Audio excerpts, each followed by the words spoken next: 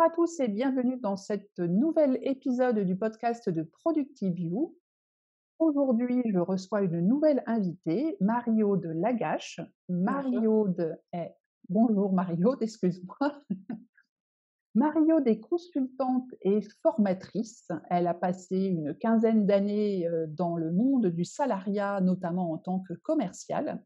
Et aujourd'hui, elle a une approche qui est beaucoup plus basée sur la relation et elle se présente comme étant experte en qualité relationnelle et en efficacité commerciale. Et le sujet du jour, dont elle va nous parler dans quelques secondes, c'est justement comment mettre de l'efficacité commerciale grâce au relationnel. Tout à fait. Marie-Aude, présente-toi en quelques mots et puis ensuite nous t'écoutons. Bah, écoute, tu as fait déjà une belle présentation. Donc effectivement, moi, j'ai 15 ans d'expérience dans le salariat et j'ai constaté, en fait, divers problèmes, de communication, de cohésion d'équipe, de motivation et à la suite d'un bilan de compétences, bah, était venu à moi, effectivement, tout ce que côté relationnel, humain. Donc la médiation a été quelque chose qui, pour moi, on va dire, une révélation dans le sens où, en fait, j'ai vu les relations et la communication sous un autre angle. Sous un autre angle, comme par exemple, bah, la relation que l'autre est différent de soi. Moi, c'est quelque chose, voilà, qui est aujourd'hui, qui est, je dirais un leitmotiv, c'est de dire: «OK, c'est pas parce que moi je vais penser comme ça que l'autre pense aussi comme moi». Mmh. Donc c'est vraiment été une révélation pour moi et à la suite de ça, j'ai aussi, bah, là, aujourd'hui, en ce moment, j'effectue une formation sur la PNL et c'est vraiment devenu une philosophie de vie. Voilà, Tu pour peux être, préciser rapidement ce qu'est la PNL? Parce que nous pardon, n'avons pas effectivement. des coachs forcément tous, dans notre audience. Effectivement, la PNL, c'est de la programmation neurolinguistique. C'est en fait des méthodes et des concepts pour mieux, enfin, être un meilleur communicant Mmh. et comprendre en fait comment fonctionne notre cerveau et comment nous-mêmes on fonctionne pour pouvoir mieux comprendre les autres et mieux interagir avec les autres. Très bien, très bien. Alors si on reprend la thématique du jour, donc le lien entre la qualité relationnelle et l'efficacité commerciale, comment est-ce que tu te positionnes sur ce sujet-là? Alors moi, je me positionne sur ce sujet-là. Je fais le lien en fait entre le commercial. Donc pour moi, le commercial, c'est avoir une relation de partenariat gagnant-gagnant, de confiance avec ses clients. Moi, c'est Mmh. comme ça en tout cas déjà que j'identifie le commercial parce qu'effectivement, l'image que de certains commerciaux, elle n'est pas forcément quand on dit à un commercial. Souvent, on me dit ouais, ça allait dans longue et c'est là pour vendre. Bah non, en fait, moi déjà, je pars pas de ce principe-là. Pour moi, c'est vraiment de créer vraiment une relation de gagnant-gagnant avec son client. Et donc, du coup, c'est pour ça que j'associe la qualité relationnelle. Donc, la qualité relationnelle, c'est tous les concepts en fait de la médiation que moi j'utilise aujourd'hui en prévention et pas en résolution de conflits. Mmh. Donc, pour moi, en fait, de la synergie entre les deux, c'est vraiment un levier de croissance, de performance en fait pour l'entreprise et surtout là pour l'équipe commerciale. Euh, pour quelle raison? Parce que bah, d'avoir une communication claire du dirigeant auprès de ses équipes avec un objectif, une vision précise, bah, ça va aider les commerciaux à pouvoir avoir un fil conducteur. Et Mmh. ensuite, ça va permettre l'application des équipes dans le sens où moi, comment je vois les choses, c'est-à-dire que je vois les choses sous forme bah, déjà d'un un diagnostic, un audit, pour savoir ce qui est mis en place, pour après avoir un entretien avec le dirigeant pour vraiment avoir sa vision, définir des objectifs clairs. Mais après, moi, je vois le plan d'action commercial co-construit avec l'équipe et pas voilà pour vraiment impliquer les équipes parce que moi, je crois vraiment en l'intelligence collective, pardon, Mmh. et du coup, de co-construire, bah, ça implique les collaborateurs. Ça permet aussi d'avoir peut-être des idées qu'on n'aurait pas eues nous-mêmes, ou le dirigeant n'aurait pas eu. Et du coup, d'écouter toutes les équipes, toutes les parties prenantes. Et donc comment tu utilises les techniques de médiation pour arriver à cette co-construction, du plan commercial ou des objectifs commerciaux? Alors, dans la façon de communiquer, on a quelques principes clés qui est déjà de ne pas penser à la place de l'autre, de Mmh. ne pas interpréter et de ne pas imposer les choses. Donc, c'est déjà quand on va penser quelque chose, bah, c'est peut-être de le partager et pas de s'imaginer que parce que la personne, elle vient de dire, bah voilà, moi c'est bon, je vois où on veut aller. Non, c'est de dire, ok, comment tu vois les choses, qu'est-ce que tu vois réellement. Et donc voilà, c'est déjà dans la façon de communiquer. Quand on communique un message, donc quand un dirigeant communique un message, il va le dire, il va le montrer et il va impliquer pour être sûr que déjà son message soit compris de tous.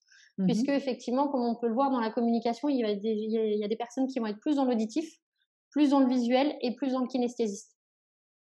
Et du coup, d'associer les trois, déjà, le dirigeant aura une meilleure compréhension quand il va transmettre un message. Donc, et ensuite, dans l'implication. Le fait effectivement, de se dire, bon, bah voilà, on ne juge pas, on ne pense pas à la place des autres. On est là, en fait, pour renforcer la cohésion d'équipe, la motivation. Et donc, du coup, c'est de s'appuyer sur les forces de chacun. Parce que Mmh. toute personne, en fait, a un talent, a des ressources, a une force, et qui sont différentes. Et du coup, de mettre toutes ces forces ensemble, bah, ça permet vraiment une belle synergie. Et donc, du coup, de s'appuyer vraiment sur l'intelligence collective. Donc Et tu voilà, fais ça, c'est toi qui animes ce genre d'atelier avec le dirigeant ou tu lui donnes des clés pour le faire lui-même? Ça se passe comment? peut-être en co-animation, dans Mmh. un premier temps, pour qu'on puisse vraiment animer parce que voilà, il faut qu'à la fin, il soit quand même autonome, c'est vraiment l'objectif. Mmh mh. Donc, Mmh. dans un premier temps, soit en co-animation, soit en animation en fonction de la demande du dirigeant. Et après, il faut que ça soit vraiment le dirigeant qui prenne ces habitudes-là pour pouvoir après être autonome à 100%. D'accord. OK. Très bien, très intéressant. Et cette qualité relationnelle, est-ce que c'est aussi quelque chose que tu apprends aux commerciaux à utiliser Tout à avec fait. leurs clients? Tout à fait. C'est effectivement, donc ça commence avec le dirigeant, avec ses équipes, mais après, effectivement, ça va avec le commercial qui va pouvoir l'utiliser avec le client. Mmh mh. Et quand il va effectivement faire passer un message, eh ben, voilà, son discours va être aussi travaillé en fonction. Donc, c'est-à-dire d'avoir déjà les bons arguments en fonction des bonnes motivations d'achat, mais c'est aussi donc de le dire, mais de le montrer, par exemple, de démontrer, de faire un schéma ou en fonction de faire une démonstration du produit. Et de trois, c'est d'impliquer le client. Donc, en lui D'accord, demandant de se projeter ou en le faisant tester le produit en fonction de ce que vendent les équipes derrière. d'accord. Et donc dans ce contexte où, bah, on est beaucoup en distanciel, comment est-ce que tu parviens à maintenir ou quels outils, tu proposes aux dirigeants pour maintenir l'implication des équipes? C'est déjà d'écouter, d'être vraiment à l'écoute de ces équipes. Mmh mh. Hem, Être à l'écoute de ces équipes, de faire des points réguliers avec ces équipes sur leurs objectifs. C'est vraiment voilà, c'est vraiment de garder ce lien, cette motivation, cette implication. Et donc ça peut être des petits effectivement, des petits entretiens, one to one, d'avoir, aussi des entretiens, enfin des réunions plutôt collectives une fois par semaine ou une fois par mois pour vraiment voir, l'évolution de l'objectif. Mmh. Mais ça va être surtout dans leur communication de rester factuel. C'est-à-dire de ne pas juger, de ne pas avoir des propos qui peuvent blesser en fait leurs collaborateurs. Et de rester factuel. Alors on se dit oui, mais factuel, c'est facile. Quand on dit ouais, mais il est en retard, par exemple, c'est l'exemple que je prends tout le temps. Quand on dit il est en retard, pour la plupart des personnes, c'est factuel. Mais non, en fait, il est en retard, pour moi, c'est jugeant. Et Et donc dans ce cas-là, tu dirais quoi? eh ben, je dirais la réunion a commencé à 9 heures, il est 9h15. Mmh mh. OK. Et là, on est sur du factuel. Et là, la personne, au lieu de pointer en fait du doigt la personne, là, on pointe pas du doigt, on montre juste les faits. Oui, son comportement et pas la personne elle-même. Exactement. Mmh mh, mmh mh. Donc c'est déjà voilà, c'est déjà de prendre conscience de différents points, que l'autre est un autre différent de soi, qu'effectivement faut pas penser, faut pas juger, faut pas contraindre l'autre. Hem Et c'est aussi, voilà, c'est aussi une communication très factuelle, d'utiliser le jeu plutôt que le tu. Je sais qu'en France, on a beaucoup de mal avec ça et on va vite dire le tu, mais en fait, on s'aperçoit que quand on utilise le tu, on juge derrière. Mmh. Donc c'est des Alors, habitudes à prendre qui sont ouais, difficiles. ouais. Alors moi, j'ai eu un peu le contre-coup de ça. C'est-à-dire que j'ai été formée notamment à l'utilisation du jeu il y a fort longtemps dans des cours de communication et un jour, ça m'est revenu en pleine face où, des gens m'ont dit: «Oui, mais tu n'arrêtes pas de dire "je"». Bah, je lui dis: «Ouais, parce que justement, je ne veux pas Mmh. impliquer les gens qui sont autour de moi dans mon opinion, ma perception», donc je dis: Je» et du coup, les gens trouvaient que je disais trop «je» Un jeu. et là, Là, c'est à c'était l'inverse, bah oui, parce qu'ils ont pas l'habitude. Ils ont pas oui, l'habitude que quand on dise: «Je ressens» au lieu de «tu es comme ça» oui, et oui, c'est oui, tout voilà, mais c'est là où il faut faire entre le jeu avec ses ressentis quand on exprime des ressentis et impliquer les gens, impliquer les gens, quand on a besoin de connaître un peu leur, mmh, bah, quand on a ouais, besoin de connaître leurs ressentis à eux. mmh, Mais mmh, c'est mmh. voilà, c'est un on va dire que c'est une balance entre les 2, entre le jeu, quand on veut s'exprimer, quand on veut, émettre des émotions et leur demander leur avis, donc peut-être en utilisant comment toi tu vas faire les choses, comment tu vois faire les choses et donc là en utilisant le «tu», Oui, effectivement, c'est une mais là, balance entre c'est les ce qui est logique, ce qui est logique, ouais, ouais. 2. Mais c'est Mais vrai que ça m'avait assez surpris parce que je m'étais dit: «Justement, je fais des efforts considérables pour ne pas être généralisante». Parce que souvent on dit mais ils ont «on», pas l'habitude. machin et tout ça, donc j'essayais de bien personnaliser en disant: «Attention, ça n'implique que moi», machin et du coup, je trouvais que c'était très égoïste de parler de moi, donc je trouvais ça un peu bizarre. Enfin bon, bref, c'était un petit aparté. Non, mais c'est une bonne aparté, effectivement, mais c'est vrai que parce que voilà, les gens ont tellement l'habitude qu'on parle de on, qu'on parle du tu, que bah du coup, quand ils entendent pas de jugement, bah peut-être que ça les a interpellés, mais au contraire, Ah ça oui, veut dire ça c'est aussi clair. que ta communication était différente et du coup, ils se sont dit tiens. Ah c'est sûr que ça peut, marquer. Et alors, par rapport à donc là, tu nous as parlé de comment est-ce qu'on peut impliquer un peu les équipes, en distanciel et maintenir un peu cette cohésion. Et le commercial, lui, comment il fait avec avec son client? Puisque tu nous as parlé, voilà, de l'impliquer dans la communication, de co-construire, et cetera et comment il fait en distanciel? Tu as des techniques secrètes? Alors, des techniques secrètes, je dirais peut-être pas à ce point-là, mais en tout cas, c'est déjà de ne pas forcer le client, parce qu'on voilà, l'image d'un commercial, c'est là pour vendre vraiment. Moi, je pars sur le principe que c'est déjà d'une bonne découverte du client, c'est-à-dire vraiment d'écouter le client sur ce qu'il a besoin et pas de Mmh. lui dire OK pour pouvoir. En fait, c'est pas écouter pour répondre, mais c'est vraiment écouter pour pouvoir vraiment connaître son besoin sans parler de soi avant. Donc, C'est c'est vraiment l'écoute. l'écoute active. L'écoute active, ouais. C'est Mmh, vraiment mmh que ça, c'est vraiment l'écoute active, pour que le client puisse se sentir vraiment écouté et c'est surtout après derrière de lui vendre vraiment ce qu'il a besoin. mh. Parce que si on lui vend quelque chose ou qu'il ne veut pas, ben, derrière il va pas être fidèle et forcément il va se dire: «Bah non, il m'a fait un peu de la vente forcée». Il va se sentir un peu contraint d'acheter et du coup, bah, c'est pas un client qui va être satisfait donc du Mmh. coup, c'est pas un client derrière qui va rester fidèle et qui va recommander. Mmh mh. Alors que si voilà, on crée vraiment une relation différente, donc de l'écouter déjà pour qu'il soit vraiment entendu et pas juste entendu pour pouvoir mieux lui vendre quelque chose derrière. Donc on crée vraiment une sympathie entre le client et c'est de lui dire derrière: «OK, là, bah, voilà, par rapport à votre besoin, moi j'ai pas forcément, mais j'ai peut-être la bonne personne qu'il vous faut» et de montrer voilà qu'on a vraiment entendu et pas qu'on Mmh. essaye de lui vendre un truc parce que je dois lui vendre quelque chose. Ouais. Mais ça Oui, moi je effectivement pour un suis commercial, c'est difficile.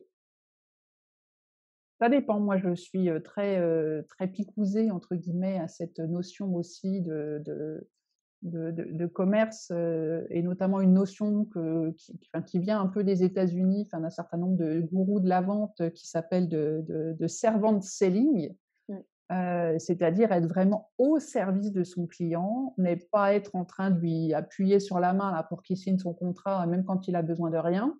C'est Et ça. d'être vraiment dans l'écoute, là, je suis à 2000 avec toi, dans, une personnalisation très poussée, c'est-à-dire aller chercher vraiment comment je peux faire du upselling avec, des choses que j'ai entendues peut-être il y a 6 mois et qui me reviennent en mémoire et maintenant je peux le mettre en contact avec quelqu'un et puis et comme tu l'as dit, ne pas hésiter à dire: «Bah, aujourd'hui je ne dispose pas du produit que vous recherchez, je connais quelqu'un qui le fait» ou de lui proposer une alternative, si on a des moyens de faire des alternatives et que ça peut lui convenir, pourquoi pas? Mais pas être, à dire: «Voilà, j'ai mon quota, XY». C'est ça. Ce qui est assez antinomique avec souvent les, objectifs commerciaux dans certaines industries. Mmh. Mais alors que je pense qu'effectivement, s'ils avaient cette démarche-là, ils se rendraient compte que, bah, sur le long terme, C'est enfin, ça. moi même le moyen terme, ça paye. Complètement. On sait et puis en plus, on sait très bien qu'aller chercher un nouveau client coûte beaucoup plus cher que de fidéliser un client. on est Donc, d'accord. voilà, donc il ne faut pas regarder sur le court terme pour avoir ces objectifs là, mais il faut regarder effectivement sur le moyen et long terme. Ouais, ouais. En tout cas, c'est ma vision de voir les choses. C'est ce que moi, je prône en tant qu'ancienne commerciale. Ouais, bah, écoute, je suis, tout à fait, alignée avec toi. Que Merci. peux-tu ajouter d'autre, par rapport au sujet du jour, si tu as encore des choses à nous partager?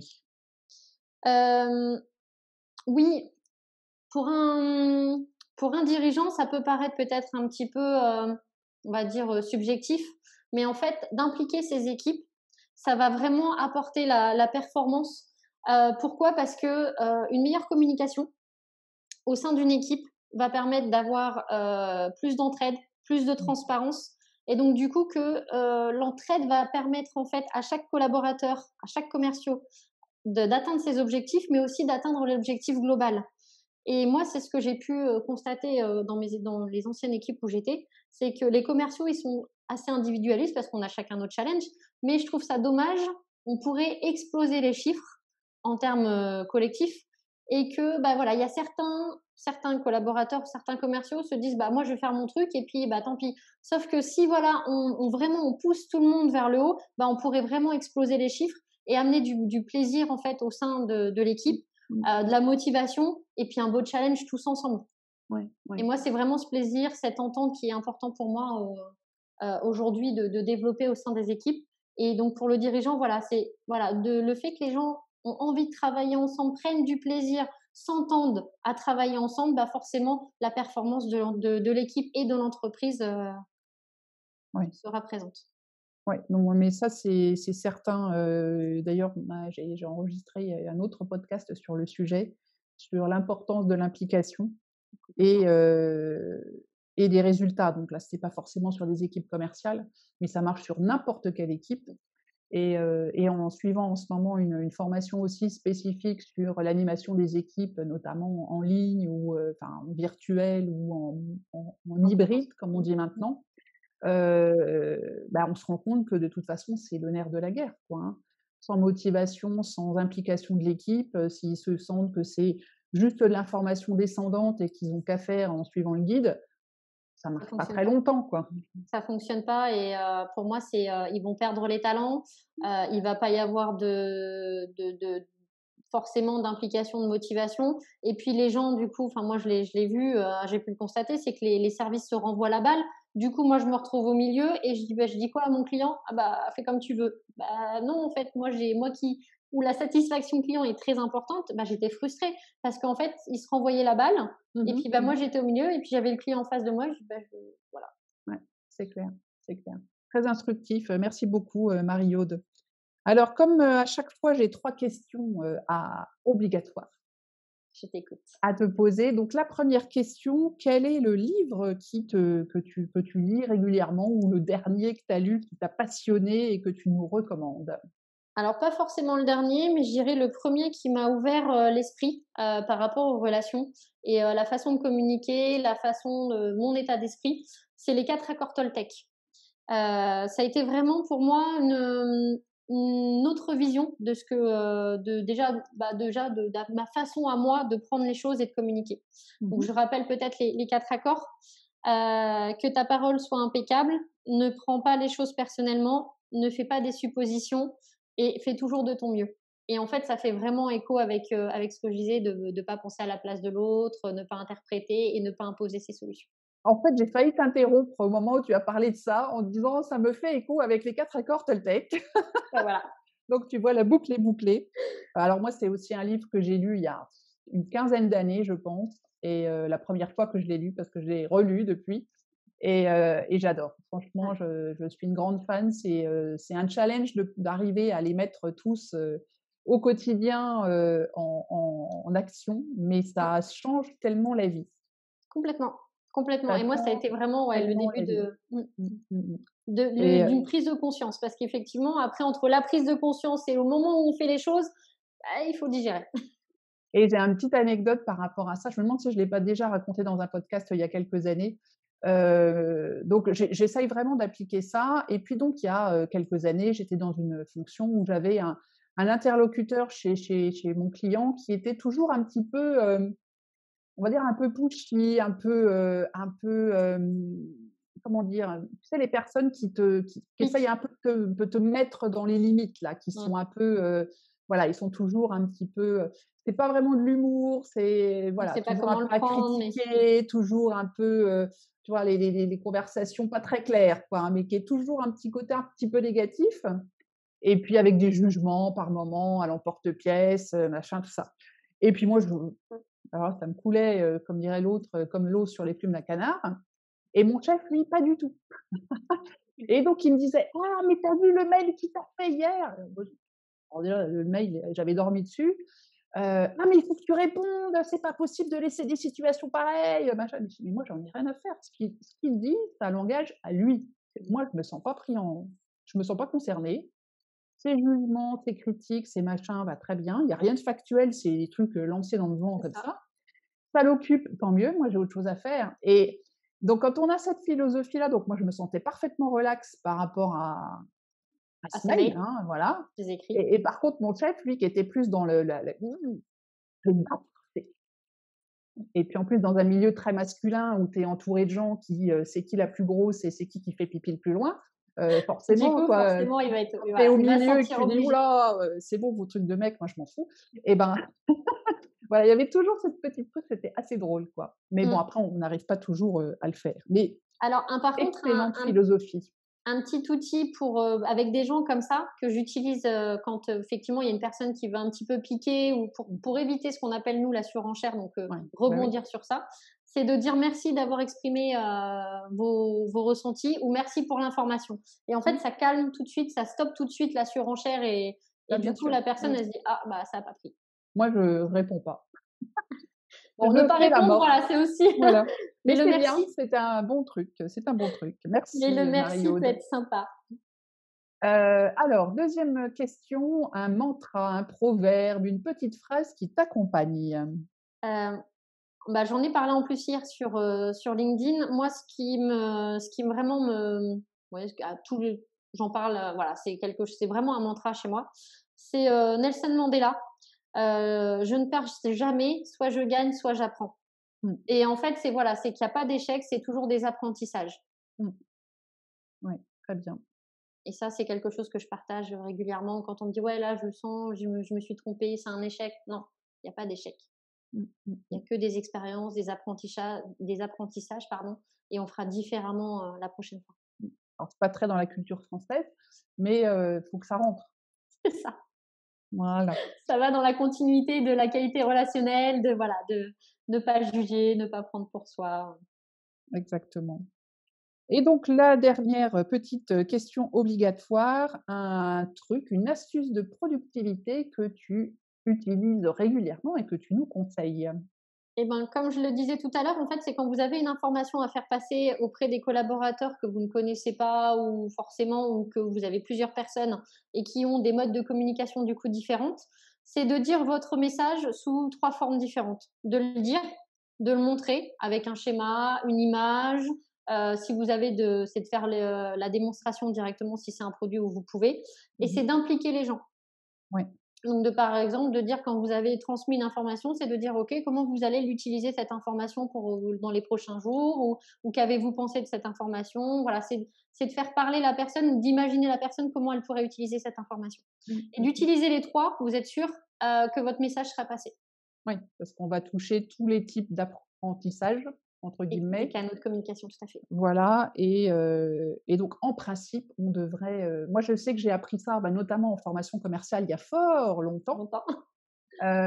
où, alors là on était plus sur les couleurs, tu sais, du disque. C'était un Oui, les lien, disques. Mmh. c'était lié avec le disque et donc on nous expliquait que bon, bah, si on sait à peu près quelle est la couleur de son interlocuteur, bah, on va essayer de tourner sa présentation comme ça. Par contre, parfois, on va aller faire une présentation à un board ou à un ensemble de personnes où, bah, là, on n'a pas, toutes les couleurs et on a peut-être toutes les couleurs justement autour de la table C'est et que ça. par conséquent, on va essayer de tourner, sa présentation pour toucher tous les modes. Voilà, celui qui a besoin de chiffres, celui qui a besoin de cas concrets, celui qui a besoin de ci, celui qui a besoin de trucs plus Visuel, théoriques, voilà donc voilà. métaphore, voilà. C'est d'utiliser en fait les 3, donc de dire le message sous différents Mmh. angles, Ouais. voilà. Mais au moins, vous êtes sûr qu'en utilisant les 3, donc des fois, on peut me dire: «Ouais, mais du coup, ça va être un peu répétitif». Bah, oui et non, c'est surtout de dire, bah, voilà, de dire, bah, de l'exprimer d'une manière la plus simple que vous avez l'habitude de faire. Derrière, de dire: «Oh le OK, là, il faut que je sois un peu plus visuel, donc je vais faire un schéma, je vais montrer des images, une petite vidéo ou une petite métaphore en racontant une petite histoire». Et le troisième, c'est de dire: «OK, bah, comment vous vous êtes senti par rapport à ça? Comment vous voyez les choses? Comment vous allez les utiliser?» Et les 3 du coup, les 3 réunis font que le message, Ouais. Mais d'autant plus qu'on dit aussi en communication que pour qu'un message passe bien, il ne faut pas le dire qu'une seule fois, hein, dans son c'est 7 speech, fois hein, il avant qu'ils faut soient le entendus. voilà. Donc il y a de la marge, hein, il y a de la C'est ça. marge et en plus de ça, dans cette façon de que tu nous proposes, on le dit quand même de façon différente. Donc c'est pas Oui, comme si on répétait la même phrase, exactement la même, X fois, ça marche pas. dans la présentation. On peut, hein, mais bon, au bout d'un moment, ça va être carrément répétitif, hein. On marque à la Mmh. fin, voilà, ils vont le savoir par cœur, mais Bah, voilà, en que faisant si des vous avez un formes, visuel. voilà, en faisant des approches différentes, effectivement, ça passe quand même beaucoup plus, c'est plus light, quoi, hein, ça Ouais. passe c'est plus digeste pour l'audience. Parfait. Bah, écoute, merci beaucoup Mario. Où est-ce que l'on peut te retrouver si l'on souhaite travailler avec toi? Et ben, soit sur LinkedIn, Marie-Aude Lagache ou sur mon site internet, www.cabinetlagache.com. Mmh. Je mettrai les liens de toute façon dans les notes, Exactement. de l'émission. Par Ouais. téléphone ou par mail, sans souci. Nickel. Bah, écoute, je te remercie beaucoup d'avoir, accepté, mon invitation à participer à ce podcast parce que tu nous as vraiment apporté, je trouve des conseils pertinents. Merci 1000 fois et puis, chers, auditeurs, spectateurs, merci de votre, écoute, de votre attention et on se retrouve très vite pour une, prochaine émission. Bye bye. Bye.